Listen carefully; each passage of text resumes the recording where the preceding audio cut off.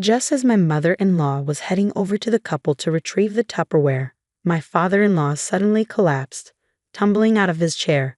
Everyone's attention immediately shifted to him. He clutched his stomach, clearly in significant pain. "What's wrong?" someone asked, concern etched on their face. Amidst the commotion, my father-in-law managed to utter something that took me by surprise. "I only had a little bit of food from the kitchen. Why is my stomach suddenly upset?" I caught my mother-in-law's response. "Did you eat some of that?" "I'm Elizabeth, a 20-year-old housewife. My husband Vernon and I married last year. Being the same age, our conversations and values align perfectly, which has made our relationship harmonious. Our love has only deepened since we got married. However, there was one aspect that unsettled me slightly when we first got married. During our visit to my in-laws to offer our wedding greetings, I noticed my mother-in-law's rather traditional perspective. "When you get married, you come to live with us, right?" she had asked as though it were a given.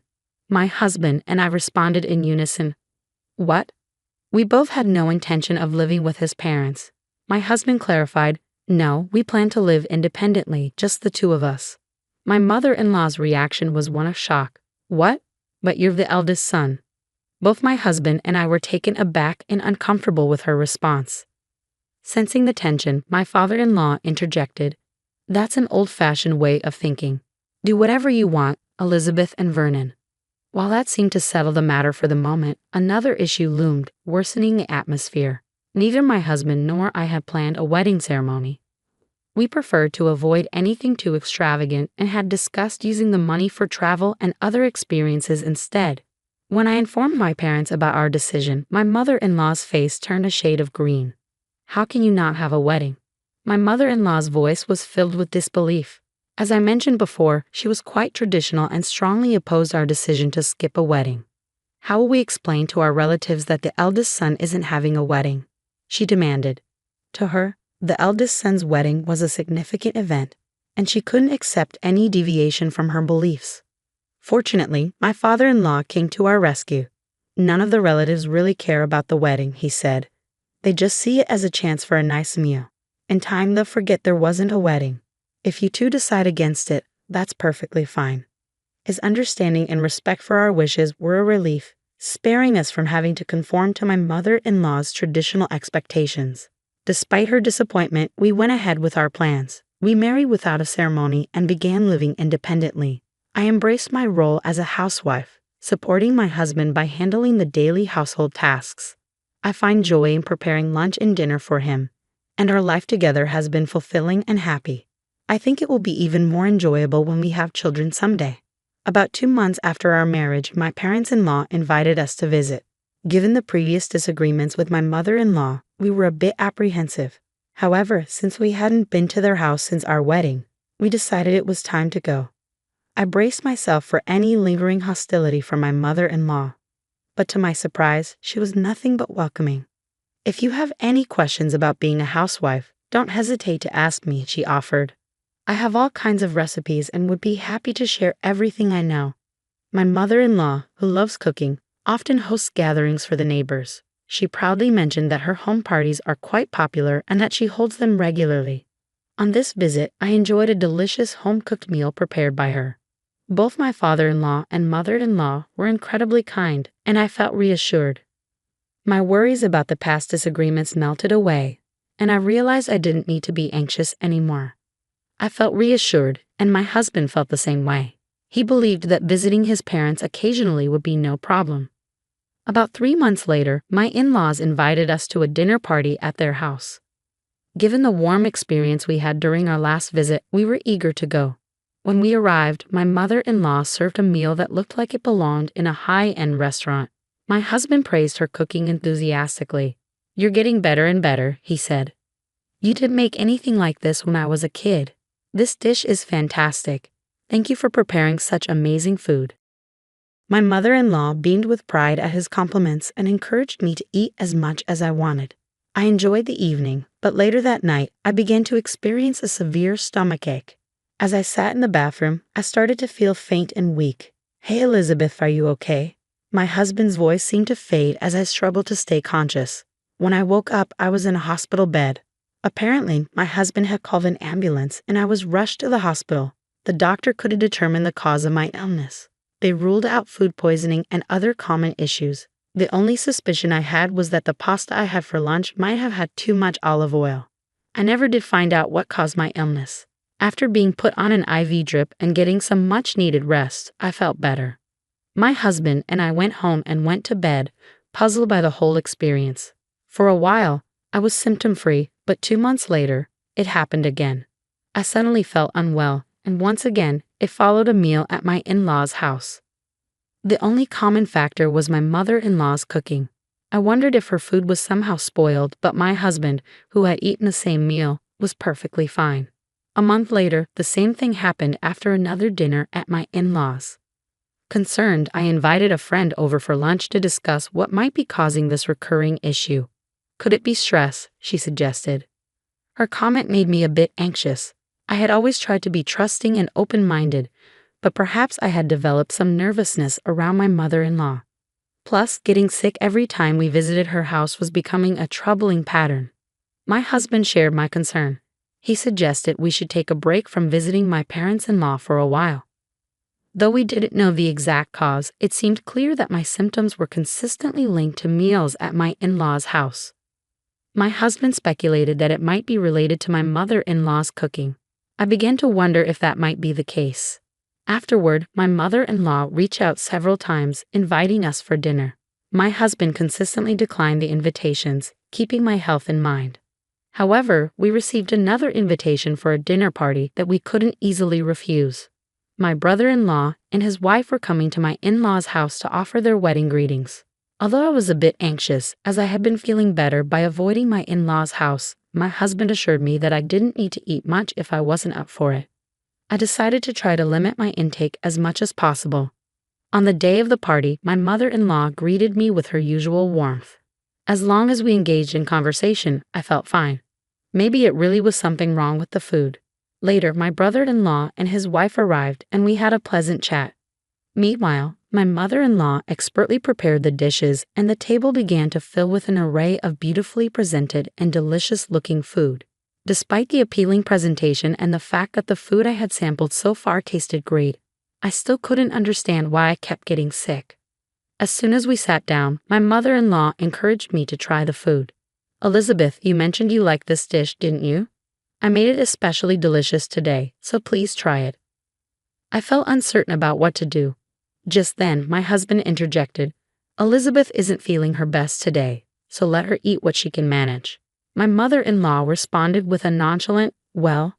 My mother-in-law set a small plate with a modest serving in front of me and asked, "This amount should be fine, right?" I was unsure of what to do when my brother-in-law spoke up. "Elizabeth, if you're not feeling well, you don't have to force yourself," he said. "I've already greeted you, so if you're feeling sick, don't hesitate to go home and rest." It turned out my husband had informed his brother and sister-in-law about my situation, and they were both aware of what was happening. Their concern was comforting. Seeing that she couldn't insist I eat, my mother-in-law said, "Well then, I'll pack it up in a Tupperware for you to take home." I was puzzled by her insistence, but I figured if I took it home, I wouldn't have to eat it anyway. I gratefully accepted, saying, "Okay, thank you very much." Just as my mother-in-law went to get the Tupperware, my father-in-law suddenly collapsed and fell from his chair. Everyone turned to see him clutching his stomach in apparent agony. "What's wrong with you?" someone asked.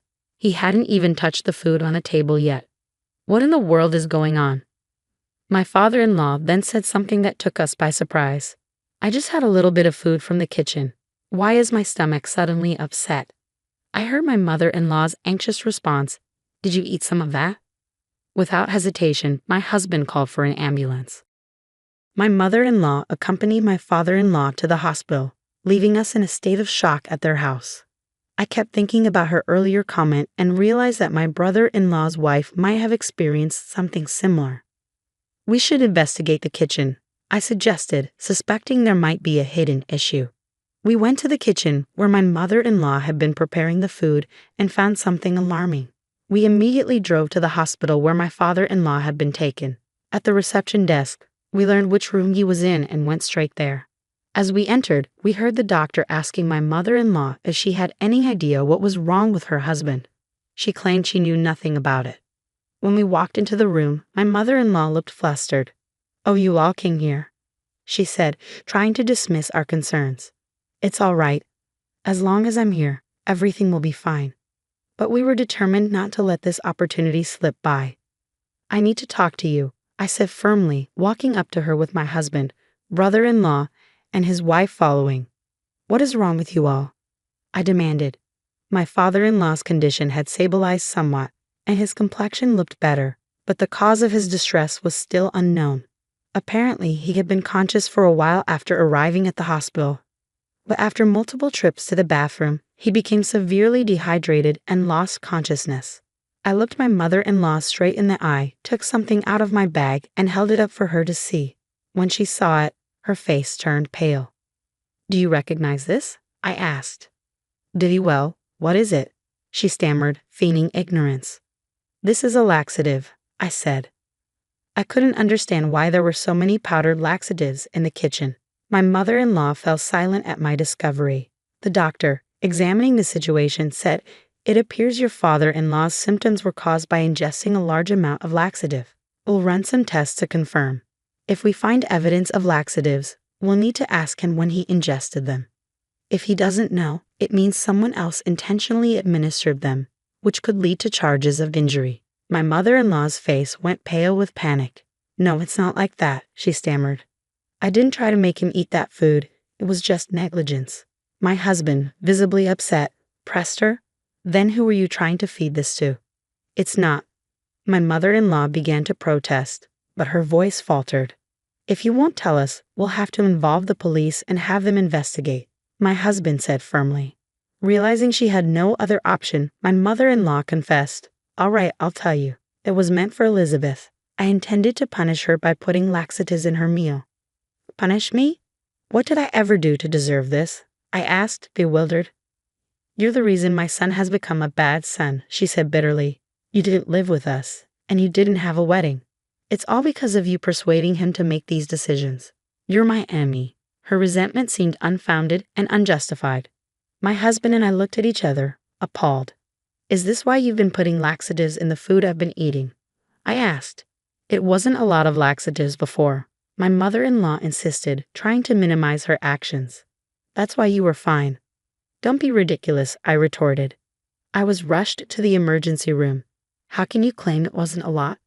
My husband and brother-in-law echoed my frustration, condemning her actions. "I can't forgive you for what you did to Elizabeth," my husband said angrily. "I'd be furious too if it were my future wife being treated like this." Both my husband and brother-in-law declared that they were disarming my mother-in-law. Her face contorted with fear and desperation as she begged them not to say such things. My father-in-law, who had been semi-conscious throughout the conversation, finally spoke up. "You've done a terrible thing out of ego. You should be arrested by the police. I'm deeply disappointed in you." "But even if you say that, you're not divorcing me, are you?" my mother-in-law pleaded. "That's not enough," my father-in-law continued. "You're going to pay Elizabeth $30,000 in damages, and of course you'll need to work for it.